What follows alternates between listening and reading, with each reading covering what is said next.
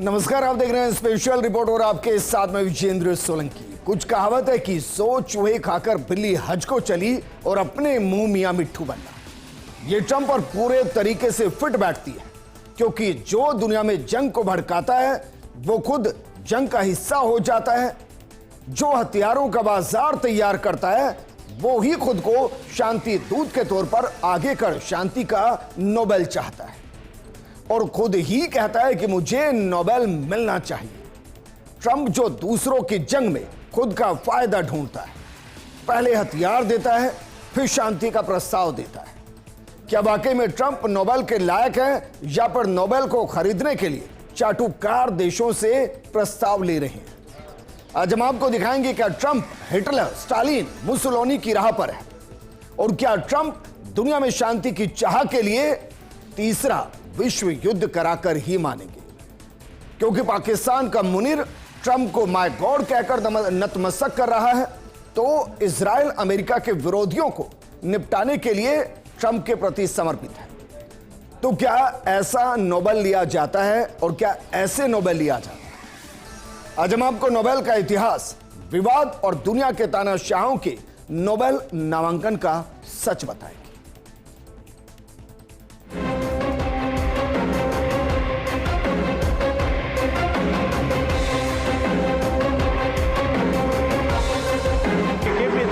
Prize for Rwanda and if you look to Congo.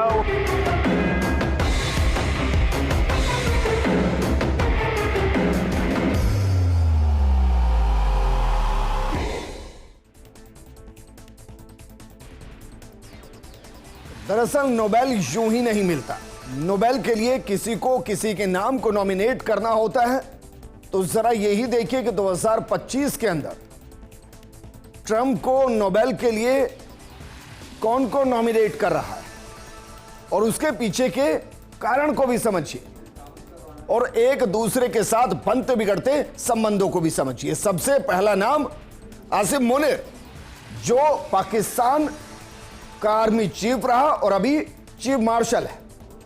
जो आसिम मुनीर पहले America को या कहें कि ट्रंप को नोबेल के लिए नॉमिनेट करता है और उसके बाद डिनर डिप्लोमेसी शुरू होती है। ट्रंप उसे अपने घर बुलाते हैं, व्हाइट हाउस बुलाते हैं, डिनर दिया जाता है और उसके बाद अब पाकिस्तान के अंदर चर्चाएं हैं कि मुनीर वहां राष्ट्रपति हो सकते हैं। तो सोचिए, मुनीर ने ट्रंप को नोबेल के लिए नॉमिनेट करने के बदले में पूरा पाकिस्तान मांग लिया है। दूसरी तरफ इजराइल नेतन्याहू, जिन्होंने बाकायदा अमेरिका में दौरे के दौरान एक लेटर ही ट्रंप को थमा दिया और कहा कि आपको नोबेल मिलना चाहिए। क्यों मिलना चाहिए? क्योंकि इजराइल को गाजा में नहीं रोका जा रहा है, इजराइल को हूती में नहीं रोका गया, इजराइल को लेबनान में नहीं रोका गया, इजराइल को ईरान में नहीं रोका गया, यहां तक कि ईरान के अंदर अमेरिका ने खुद अपने बंकर बस्टर बम को छोड़ दिया और ईरान के अंदर तबाही मचाई। जंग का हिस्सा ट्रंप सीधे बने, उसके बावजूद ट्रंप कह रहे हैं कि उन्हें शांति का नोबेल मिलना चाहिए।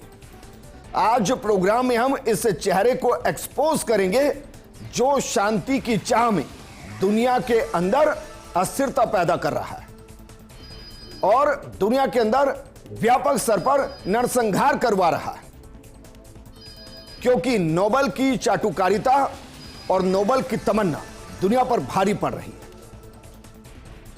क्या कह रहे हैं और ट्रंप ने क्या कहा कि दोनों परमाणु संपन्न देशों के बीच, यानी कि भारत और पाकिस्तान के बीच, जो पाकिस्तान की तरफ से सीज फायर हुई, और मुनीर ट्रंप के लिए क्या कह रहे हैं इसके लिए कि दोनों परमाणु संपन्न देशों के बीच व्यापक संघर्ष को टालने में मदद की, जिससे क्षेत्र और उससे परे लाखों लोगों के लिए विनाशकारी परिणाम हो सकते थे।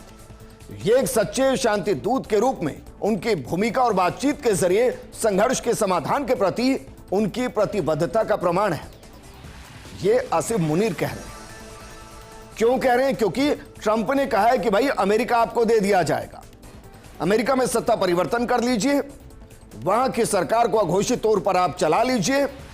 बाकायदा अपने घर पर डिनर पर ट्रंप ने बुलाया और उसके बदले में मुनीर ने नोबेल का लेटर थमा दिया। बिल्कुल ऐसे ही नेतन्याहू, वो ट्रंप के लिए क्या लिख रहे हैं? वो कह रहे हैं कि राष्ट्रपति ने पहले ही महान अवसरों को पहचान लिया। उन्होंने अब्राहम समझौते को आगे बढ़ाया।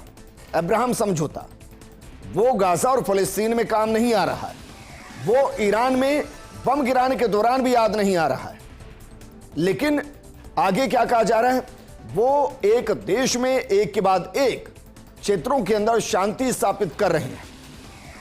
इसलिए मैं आपको मिस्टर राष्ट्रपति नोबेल पुरस्कार समिति को भेजा गया पत्र प्रस्तुत करना चाहता हूं। इसमें आपको शांति पुरस्कार के लिए नामांकित किया गया है, जिसके आप हकदार हैं और आपको यह मिलना चाहिए। Benjamin Netanyahu. आप सोचिए, क्या वाकई में ऐसे ही नोबेल मिलता है?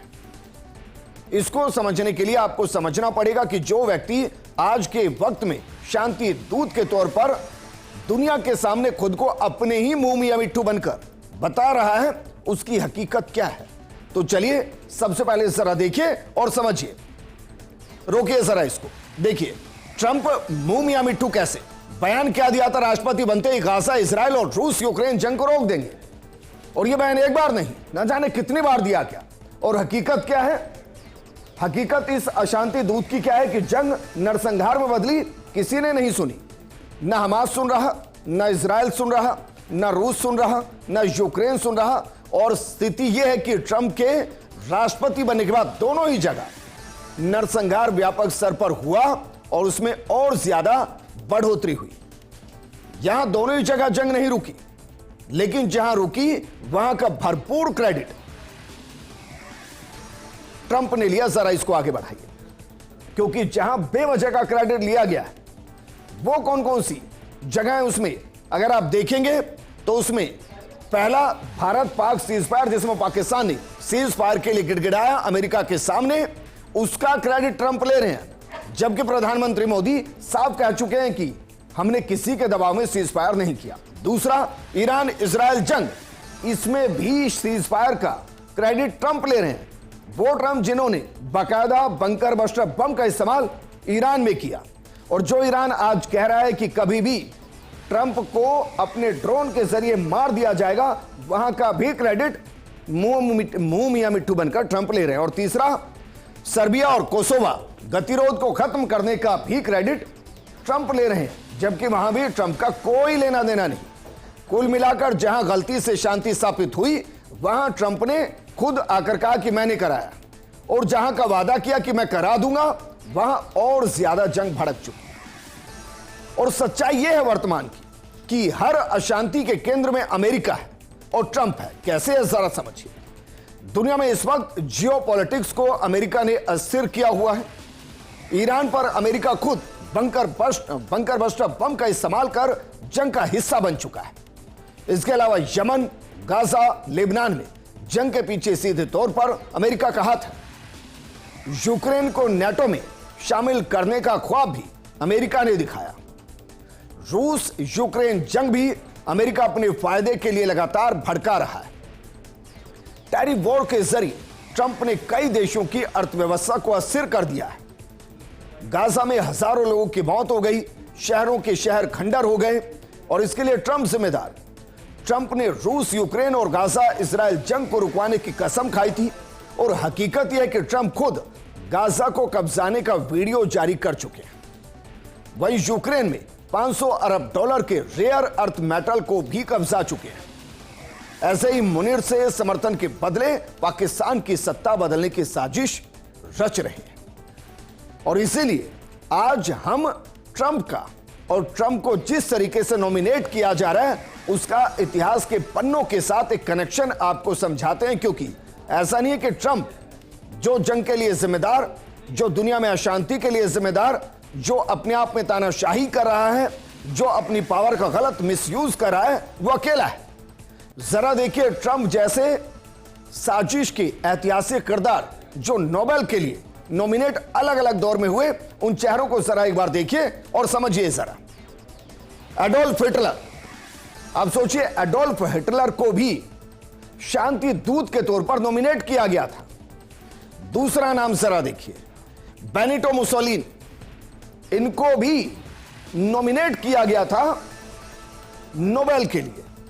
तीसरा नाम जोसेफ स्टालिन, चौथा नाम फिडेल कास्ट्रो, पांचवा व्लादिमीर पुतिन और इन सब के बीच में आज के दौर में डोनाल्ड ट्रंप। आप जरा सोचिए, क्या हिटलर शांति दूत हो सकते हैं? क्या मुसोलिनी शांति दूत हो सकते हैं? क्या स्टालिन शांति दूत हो सकते हैं? क्या कास्ट्रो शांति दूत हो सकते हैं? और क्या वर्तमान में डोनाल्ड ट्रंप शांति दूत हो सकते हैं? जिस तरीके से पाकिस्तान अमेरिका को रिझाने के लिए, मुनीर सत्ता हथियाने के लिए ट्रंप के लिए नॉमिनेशन दे रहे हैं, ऐसे एडोल्फ हिटलर का भी नॉमिनेशन हुआ था नोबेल के लिए। 1939 में द्वितीय विश्व युद्ध शुरू होने से पहले जर्मन तानाशाह हिटलर अपने इरादे दुनिया को दिखा चुका था। 1938 में हिटलर ने ऑस्ट्रेलिया का विलय किया। म्यूनिक समझौते के तहत चेकोस्लोवाकिया की सुडेनटेल पर कब्जा किया। यूं तो एक कदम कथित तौर पर युद्ध टालने के लिए थे, लेकिन वास्तव में ये यूरोप में नाजी विस्तारवाद का हिस्सा थे। हिटलर को यूं तो कोई सीधे कुछ नहीं कह सकता था और इसीलिए स्वीडन के सांसद एरिक क्रिश्चियन ब्रांट ने यूरोपीय नेताओं की तुष्टीकरण नीति पर तंज कसने के लिए हिटलर का नाम नोबेल शांति पुरस्कार के लिए नॉमिनेट कर दिया। इसमें हिटलर को शांति का दूत कहकर मजाक उड़ाया गया।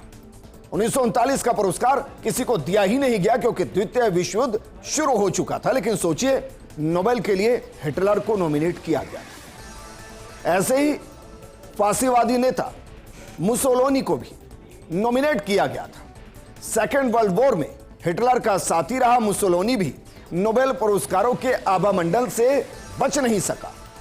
1935 में मुसोलिनी के जर्मन और इतालवी समर्थकों ने मुसोलिनी का नाम नोबेल शांति पुरस्कारों के लिए भेजा।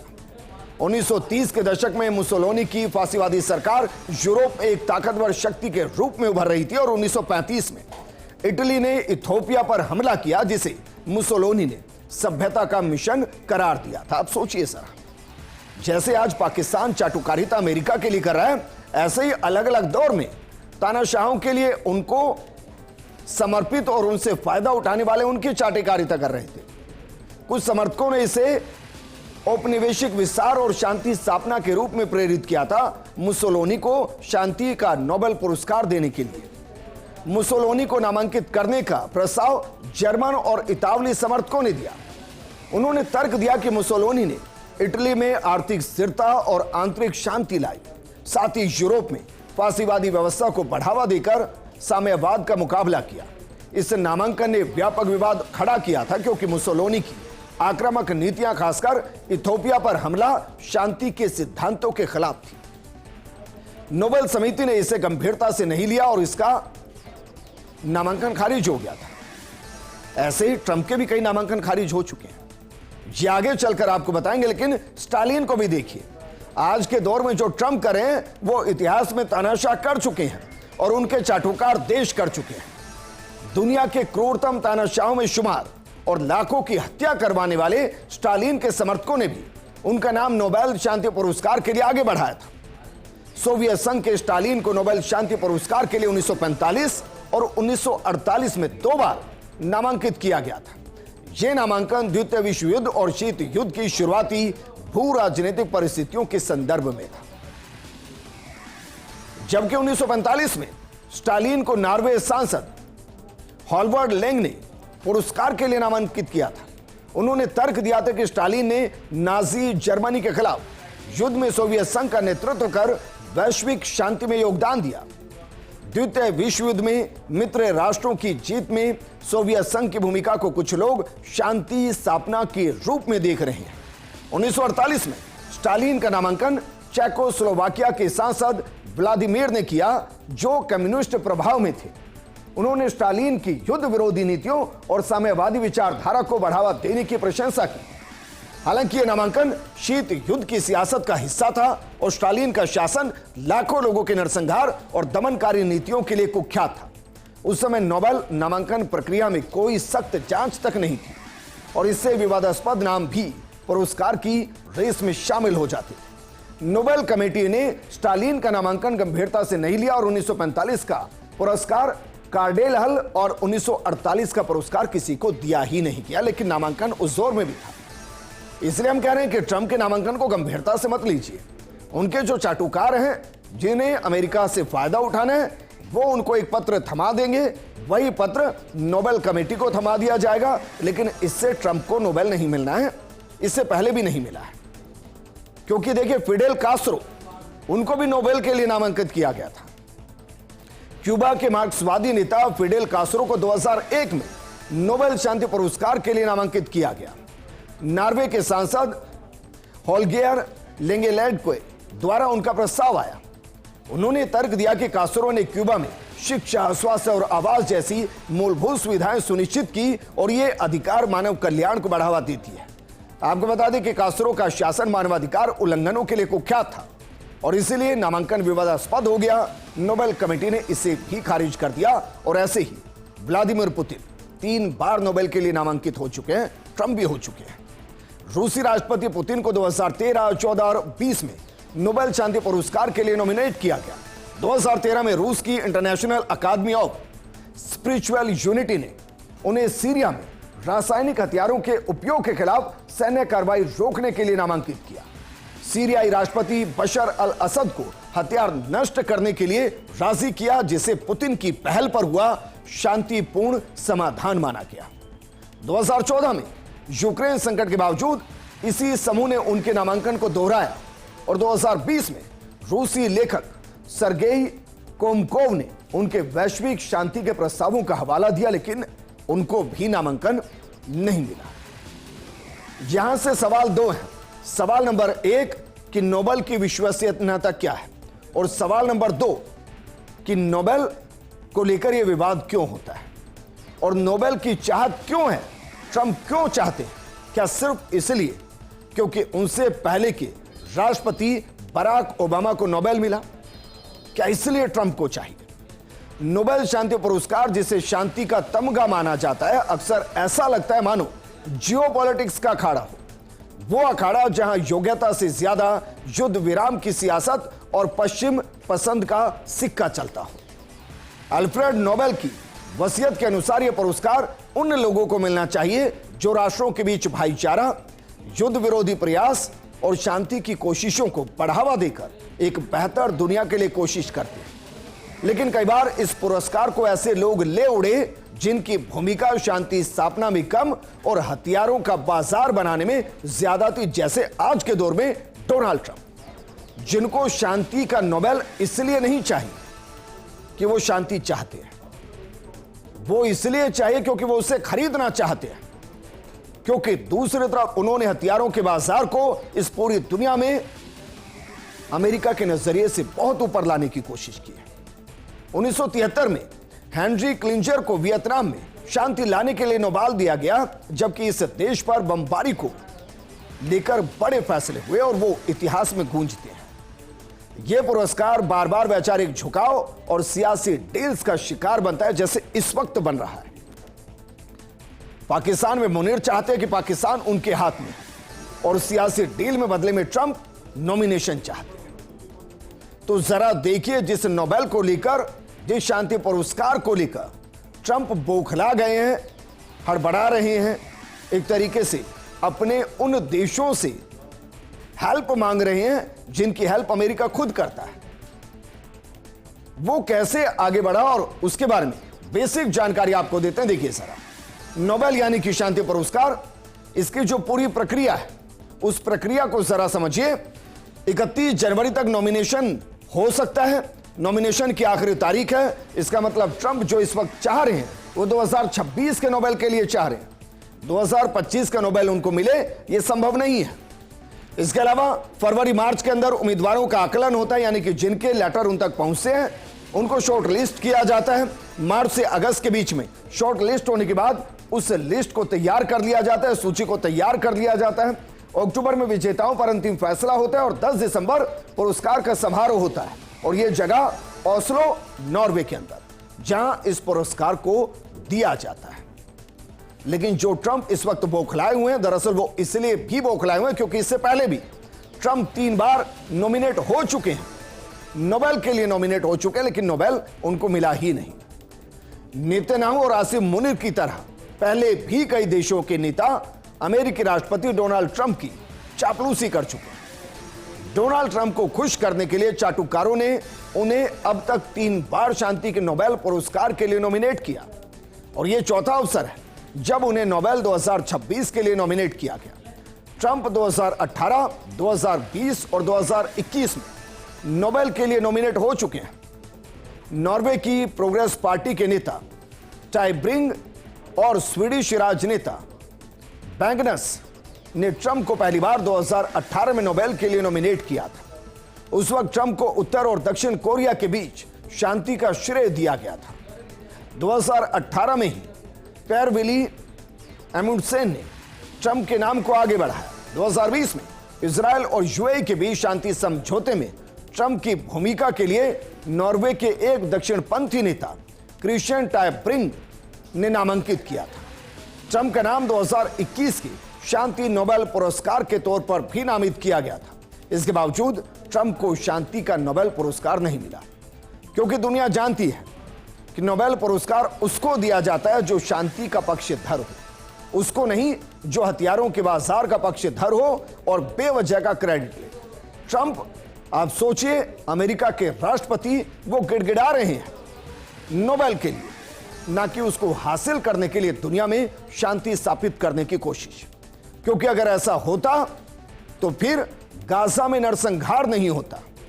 अगर वो शांति चाहते तो यूक्रेन और रूस जंग को रुकवाने की कोशिश करते, ना कि उस जंग में अपना फायदा उठाते हुए 500 करोड़ अरब डॉलर की डील यूक्रेन के साथ रेयर अर्थ मेटल को लेकर करते। बिल्कुल वैसे जैसे माना जा रहा है कि मुनीर जैसे ही पाकिस्तान में सत्ता संभालेंगे, बलूचिस्तान और आसपास के इलाके में जो रेयर अर्थ मेटल है उसको ट्रंप कब्जा लेंगे।